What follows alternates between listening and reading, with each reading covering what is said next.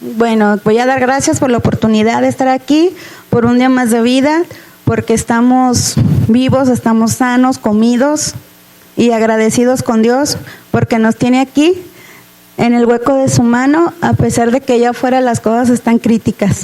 ¿Sí? Amén. La verdad no le puse título a mi prédica, ojalá que el pastor me ilumine y ya le ponga. ¿Sí? Vamos a empezar y sabemos que sin derramamiento de sangre para Jehová sin derramamiento de sangre no hay liberación de pecado, o no había liberación de pecado. En Génesis, cuando peca Adán y Eva, que hacen alta traición al reino de Dios, son expulsados y ven su desnudez. Entonces ahí es el primer sacrificio o el primer derramamiento de sangre que hay sin que sea nombrado como tal, porque tiene que morir un animalito para poder vestirlos a ellos. ¿Estamos de acuerdo? Los sacrificios o rituales que se hacen para expiación de pecados están en todo el libro de Levítico. Es cuando Dios saca al pueblo de Israel de Egipto, es cuando ya lo establece de una forma más formal. Y si ustedes se adentran al libro de Levíticos, se van a dar cuenta de todo el tipo de sacrificios que había, o de ofrendas, más bien de ofrendas. En Levítico 1, del 1 al 7, por favor.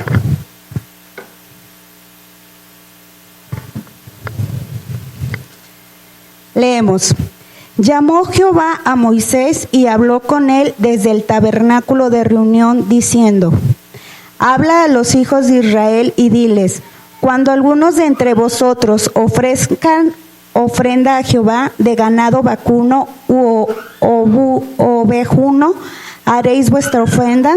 Si su ofrenda fuera holocausto vacuno, macho sin defecto lo ofrecerá. De voluntad lo ofrecerá a la puerta del tabernáculo de reunión delante de Jehová. Y pondrá sus manos sobre la cabeza del holocausto y será aceptado para expiación suya. Entonces degollará el becerro en la presencia de Jehová, y los sacerdotes, hijos de Aarón, ofrecerán la sangre y los rociarán alrededor del altar, el cual está a la puerta del tabernáculo de reunión. Y degollará el holocausto y lo dividirá en sus piezas, y los hijos del sacerdote Aarón pondrán fuego sobre el altar y compondrán la leña sobre el fuego. Los levitas ya saben que cuando salieron de Egipto ya estaban establecidas las 12 tribus. Los levitas eran los encargados del tabernáculo y de todo lo que tenía que ver con Dios, de toda la preparación, para irnos entendiendo. Entonces, pero si la ofrenda era, hay diferentes ofrendas. Si la ofrenda era oveja o cabra o aves, las instrucciones variaban un poquito, pero todas debían de ser macho y sin defecto alguno. Nada más era hacia dónde iba dirigida la sangre, que la sangre es una palabra que se llama libación, que es derramamiento de sangre, que también se escucha, que la lees, pues no se escucha, se lee mucho en Levíticos, libación, y libación quiere decir derramamiento de sangre. Lo que no cambia era eso. Nos vamos a ir a número 7, del 1 al 2, y después del mismo 7, del 7 al 17, por favor.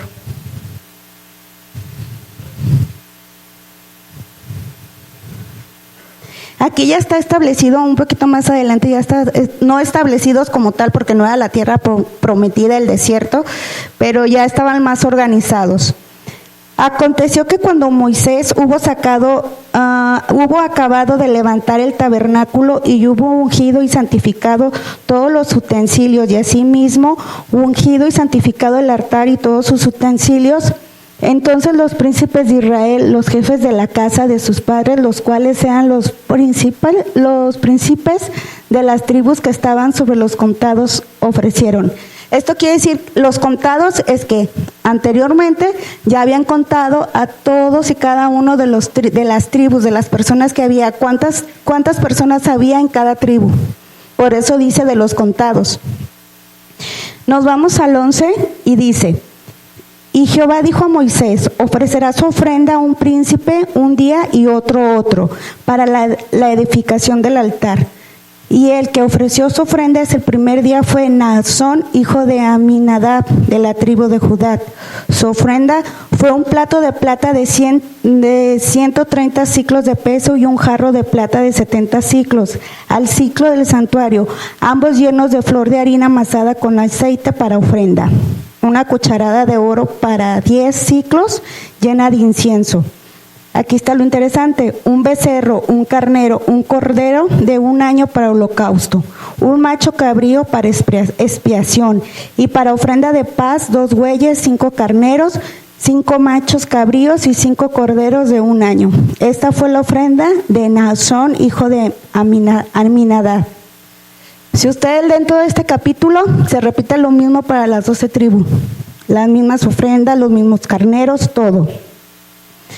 Aquí podemos leer la palabra holocausto, expiación y ofrenda de paz para los que quieran leer, hacer anotaciones.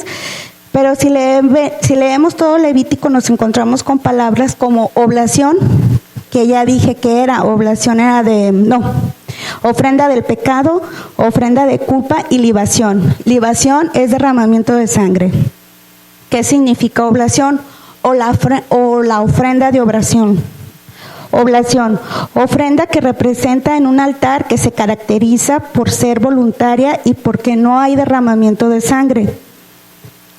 Las versiones modernas de la Biblia la cambian por la palabra oblación por ofrendas de grano.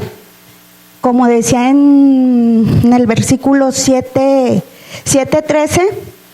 que presentaron harina amasada con aceite. Esa era una ofrenda de oblación porque no llevaba derramamiento de sangre.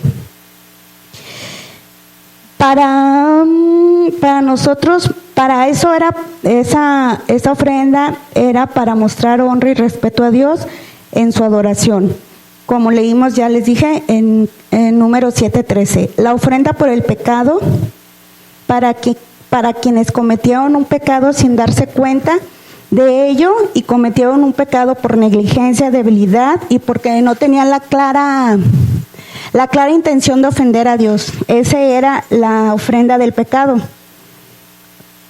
Y cometieron pecado, y también la ofrenda de pecado, pues aquí sí había derramamiento de sangre y podía ser según una ave, un macho cabrío o lo que fuera, como ya leímos aquí. Para la expiación, todos los de expiación eran para remisión de pecados. Y esto, pues quieras o no, aunque no supieras, hiciste un pecado y tenía que pagar a alguien por tu pecado. Y en eso pues era un animalito. Y aquí también me di cuenta de que según tu estatus económico, pues no quiero decirlo así porque no sé cómo se manejaba antes, pero antes había esclavos que se tenían que hacer a las leyes de los israelitas porque si no, no eran parte del pueblo. Tenían que ofrendar igual. No es que yo que fuera del pueblo de Israel y yo tuviera un esclavo y que ese esclavo pues hiciera holocausto a dioses paganos, no se podía. Mi esclavo tenía que ser también de mi misma religión y tener mis mismas costumbres. Por eso es que a veces se sacrificaban aves, porque esas personas también lo hacían. La gente pobre que no tenía tantos recursos, se usaban animalitos de bajo costo. Esa es la ofrenda de culpa, la ofrenda del pecado. La ofrenda de culpa es algo similar, pero esta tenía que ver con la restitución de alguien que tomara algo ilegal, debía devolverlo a su totalidad por más del 20% de lo evaluado y luego llevar un carnero para ofrecerlo por la culpa. O sea que si tú agarrabas algo o robabas, tenías que devolver el costo de lo que tú robaras, el 20%, y aparte tener que llevar un carnero para ofrenda. Ofrenda de paz expresa la gratitud de Dios por una bendición sobrenatural. Ahorita ya nuestra ofrenda, yo lo veía así cuando estaba haciendo este estudio, una personita me contó que recibió más del dinero que esperaba y que Dios le dijo que ofrendara en una persona. Entonces dije, esas ya son nuestras ofrendas de paz, porque estamos ofrendando de algo, de una sobreabundancia que hubo para nosotros que no esperábamos. Entonces la ofrenda de paz era lo que hacían, que si recibían una cosecha o tener una camada de animales más de lo que ellos esperaban, hacían esa ofrenda, una ofrenda de paz. El significado del holocausto es el sacrificio de animales cuyo cuerpo es completamente consumido por el fuego como ofrenda a las divinidades. O sea, no era exclusivo nada más de Dios. El que ofrecía este sacrificio lo hacía para restaurar la relación con Dios y expiar algún pecado. O sea, que ese animalito tomara mi pecado y que pagara por él. La ofrenda de expiación o el sacrificio de expiación era ofrecer al animalito para que ocupara el lugar de los pecadores, o sea, la transferencia del pecado. Yo siempre creí que significaba lo mismo holocausto y expiación, y pues no, porque desgraciadamente hoy con este estudio me di cuenta que se siguen haciendo sacrificios de animales. El otro día estábamos en Los Dogos y una muchacha contaba que se ha ido a la montaña y que les estaban rociando sangre de venado y que la persona, el chamán o no sé quién era, estaba bailando con la cabeza y lo rociaba con la sangre del venado. Si ustedes se adentran más a Levítico, se darán cuenta que el holocausto también se utilizaba para sanitizar el tabernáculo, y otros pueblos hacen sacrificios a otros dioses como holocausto. O sea, el holocausto y la expiación es muy diferente. Podías hacer holocausto como agradecimiento a los dioses, pero la gente pagana también hacía holocausto o sacrificios a los dioses paganos. O sea, el holocausto del pueblo de Cristo o de Dios era para expiación de pecados. En Levítico las leyes son más específicas, y en Levítico, si lo quieren leer como tal, se van a dar cuenta que hay muchas leyes específicas que te dicen qué ofrenda llevar según el pecado que la gente cometiera, porque se dan todas las leyes cuando alguien yerra por algo. Y la verdad que cuando lo leí, le di gracias a Dios por haber nacido en el siglo pasado, porque pues ya soy del siglo pasado, haber nacido en este país, haber nacido pues en esta cultura, haber nacido en esta iglesia que me habla de gracia, porque la mujer era muy humillada, la verdad,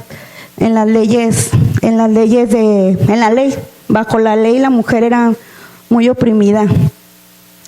Estas leyes tenían el propósito de revelar un Dios alto, santo, que debería ser amado, obedecido y adorado, para llevar al pueblo de Israel a una devoción de corazón y enfocar sus vidas a Dios. Con esto nos enseña con esto enseñabas, ya sabían que había salido de Egipto, entonces el pueblo traía unas costumbres porque estuvieron de esclavos 430 años. Entonces ellos se les olvidó Dios, se les olvidó lo que les enseñó Jacob, se les olvidó hasta el mismo pueblo de Egipto, porque los tomaron como esclavos, ya no tenían respeto por el pueblo de Israel, hasta ellos mismos se olvidaron. Entonces Dios constituye todo esto para a su pueblo un estilo de vida totalmente nuevo, limpio de todas las prácticas paganas que habían aprendido de Egipto, restaurando la verdadera adoración hacia Él.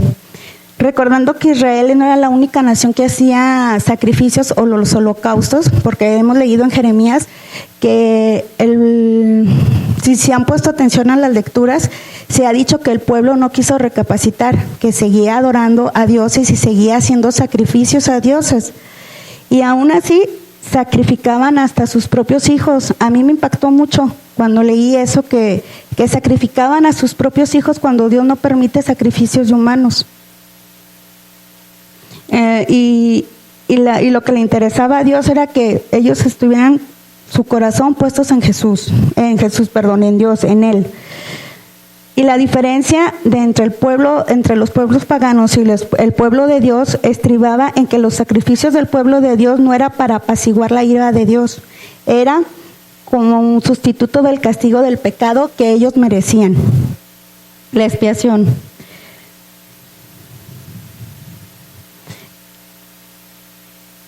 Entonces el sacrificio que el pueblo de Israel hacía era para honrar y respetar a Dios, y estas leyes nos daban un deslumbre. Siempre dicen que tenemos que ver el Antiguo Testamento con la visión de Jesús.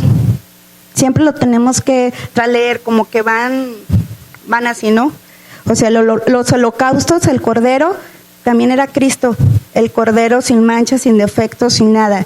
Siempre lo tenemos que ver así entre líneas. El Antiguo Testamento cuando habla de Dios, de Jesús, de Jesucristo. Y aún más importante era que este sistema anunciaba el día que el Cordero de Dios, o sea, Cristo Jesús, que moriría y derrotaría el pecado para siempre. Otra de las palabras que me sonaban mucho era olor grato.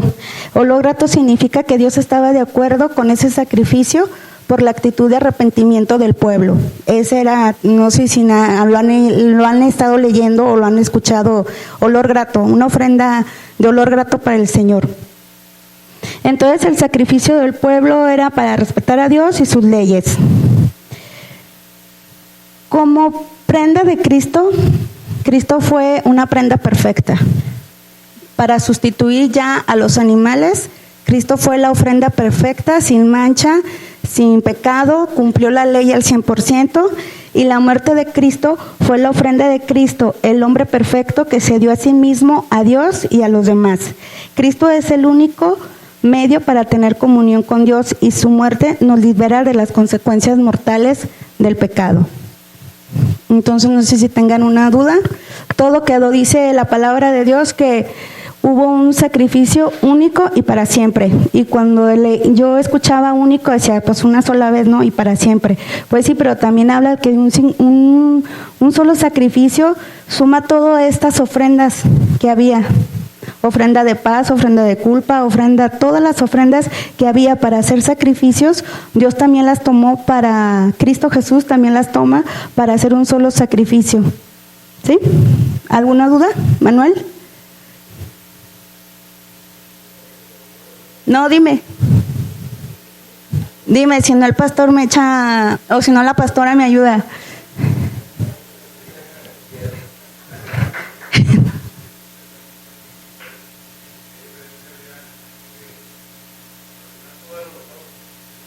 Sí.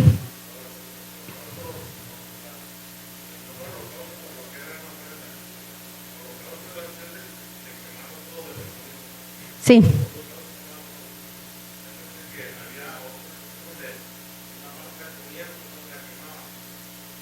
No, eso también era la expiación, el sacrificio, sí había una parte que se comía y otra que no.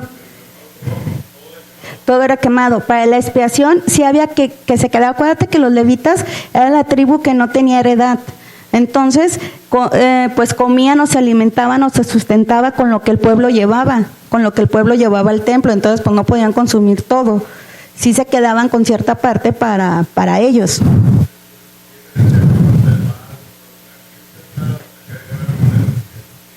Porque según las leyes son bastantes leyes las que hay. Entonces, por cada falta que tú cometieras, es que si tú lees todo Levítico, por cada falta que tú cometías, te decía, pues ahora haz una ofrenda de paz, ahora haz una ofrenda por la culpa, ahora haz una ofrenda, por ejemplo, la ofrenda del pecado, ya te dice por qué es, porque es por negligencia. O sea, yo no sé, algo tan simple, no ahorita no me viene a la mente, pero que era prohibido pasar al territorio de mi vecino o robar, sí, pero esa es de culpa. De culpa sí es, porque tenías que devolver el 20%. Exactamente. Y según los animales, por eso te digo, Cristo vino y unificó todo, para todos los pecados. ¿Estoy bien, pastora? ¿O no está el pastor, verdad? ¿Sí está bien contestado? ¿Alguien más?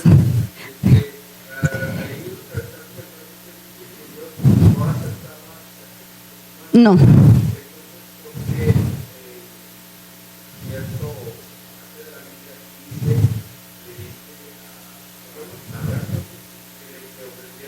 Que ofrendara a su hijo, porque ahí estaba tocando el corazón de Abraham, a ver si su corazón estaba puesto en la promesa de Dios, en el amor a Dios o en el amor a su hijo. Y le especifica, quiero que me entregues a tu hijo Isaac, no a Ismael.